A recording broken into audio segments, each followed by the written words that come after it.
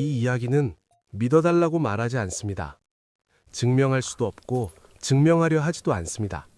다만 묻고자 합니다. 왜 전 세계의 수많은 사람들이 서로 알지도 못하고 서로 다른 문화와 언어 속에서 놀라울 만큼 비슷한 말을 남겼는지를. 그 아이가 다시 돌아온 것 같아요.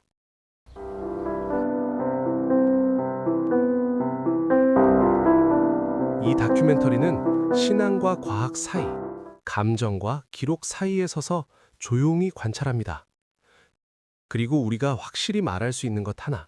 이 이야기들은 사람들이 지어낸 하나의 상상이 아니라 불교 기록, 의식 연구 자료, 그리고 전 세계 반려동물 보호자들의 반복된 증언을 종합해 구성한 사례라는 것입니다.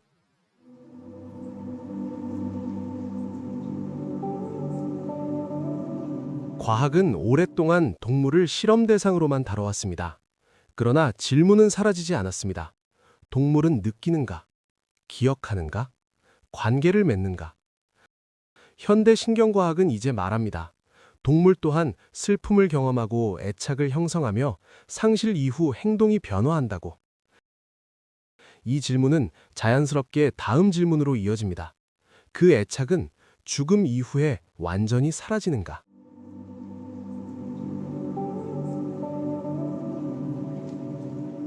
버지니아 대학교 지각연구소 정신과 의사 이안 스티븐스는 2,500건이 넘는 전생기억 사례를 평생에 걸쳐 조사했습니다.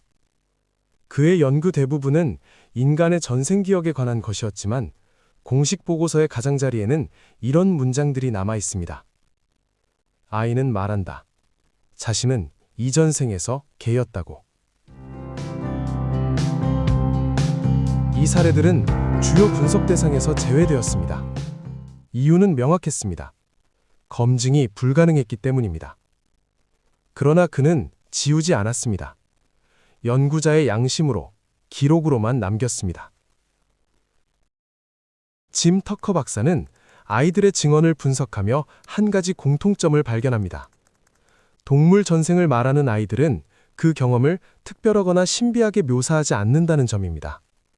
그것은 자랑도 아니고 공포도 아니며 단지 이전의 상태였습니다. 그땐 네 발이었어. 말을 못했어. 아이들은 동물을 열등한 존재로 인식하지 않으며 그 사실에 어떤 의미도 부여하지 않았습니다. 마치 우리가 어린 시절을 이야기하듯 그저 지나간 한 시점처럼 말할 뿐이었습니다.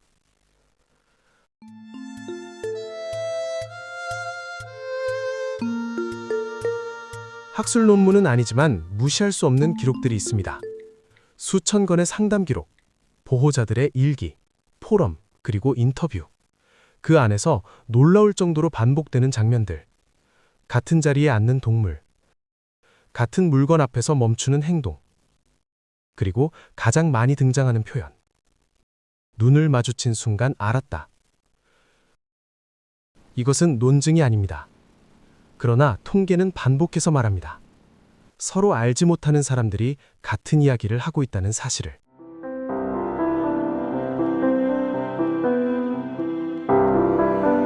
반려동물의 환생과 관련된 이야기는 전 세계적으로 수많은 사례가 보고되고 있습니다.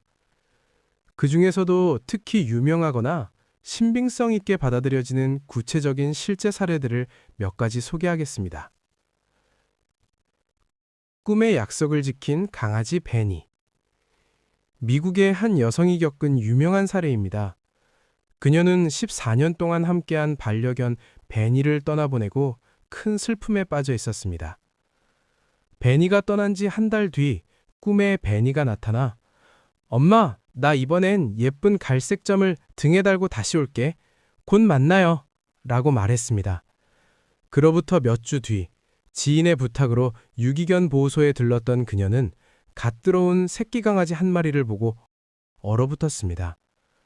그 강아지의 등에는 베니가 꿈에서 말했던 것과 똑같은 갈색 하트 모양 점이 있었습니다.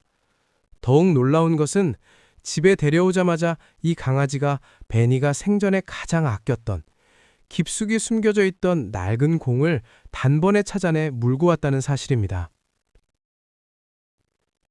똑같은 흉터를 가진 고양이.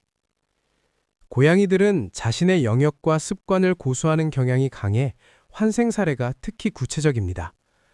한 집사는 사고로 왼쪽 귀끝이 살짝 잘렸던 고양이 루나를 떠나보냈습니다. 1년 뒤 그녀는 길에서 구조된 아기 고양이를 입양하게 되었는데, 이 고양이는 태어날 때부터 왼쪽 귀끝이 마치 가위로 자른 듯 매끄럽게 결손된 상태였습니다. 그리고 루나는 생전에 주인이 화장실에 갈 때마다 문 앞에서 특유의 리듬으로 아빠를 부르는 습관이 있었습니다. 새로운 아기 고양이는 가르쳐주지 않았음에도 불구하고 루나와 정확히 똑같은 리듬으로 문을 두드려 가족들을 소름 돋게 했습니다. 한국의 사례, 할머니와 진돗개. 한국에서도 이와 유사한 감동적인 이야기가 종종 전해집니다. 시골에서 할머니와 평생을 보낸 진돗개가 세상을 떠난 뒤 할머니는 식음을 전폐할 정도로 슬퍼하셨습니다. 자식들이 걱정되어 다른 강아지를 데려왔지만 할머니는 눈길도 주지 않으셨죠. 그런데 이 새 강아지가 할머니의 무릎에 머리를 기대는 방식이나 할머니가 외출했다 돌아오실 때만 내는 특유의 낑낑거림이 예전 진돗개와 판박이었습니다. 가족들이 나중에 확인해 보니 이 강아지가 태어난 날짜가 예전 진돗개가 세상을 떠난 날과 정확히 일치했습니다. 그제야 할머니는 네가 다시 왔구나 하며 마음의 문을 여셨다고 합니다. 애니멀 커뮤니케이터가 전하는 영혼의 문의. 환생 연구자이자 애니멀 커뮤니케이터인 브렌트 애트워터는 수천 건의 사례를 수집했습니다. 그녀는 반려동물이 다시 돌아올 때 영혼의 문의를 가지고 온다고 주장합니다. 한 강아지는 전생에 목 뒤에 검은 반점이 있었습니다. 환생에서 돌아온 강아지는 반점은 없었지만 그 부위의 털만 반대 방향으로 자라거나 결이 다른 식으로 자신의 존재를 알렸습니다. 환생한 아이들은 대부분 처음 보는 사람인데도 예전 가족을 전혀 낯설어하지 않고 집 구조를 이미 다 알고 있는 것처럼 행동한다는 공통적인 특징을 보입니다. 이런 이야기들을 접할 때 가장 중요한 것은 사랑은 사라지지 않는다는 믿음인 것 같습니다. 영성적인 시각에서는 동물의 영혼이 인간보다 순수하기 때문에 사랑하는 사람을 돕기 위해 더 빨리 환생을 선택하기도 한다고 말합니다.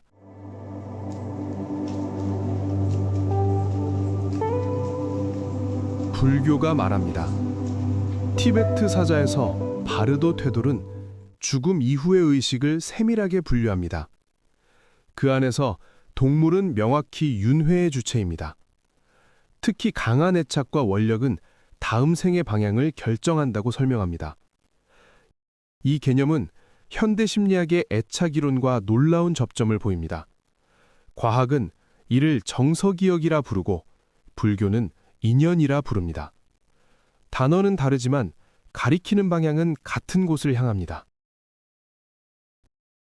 과학은 말합니다. 이 모든 것은 애착의 투사일 수 있다고. 그러나 동시에 인정합니다. 인간의 기억과 인식이 아직 완전히 설명되지 않았다는 사실을. 특히 관계 속에서 형성된 기억은 단순한 정보 저장을 넘어 정체성의 일부가 된다는 것을. 그렇다면 질문은 이렇게 바뀝니다. 기억이 아니라 관계가 이어지는 것은 아닐까?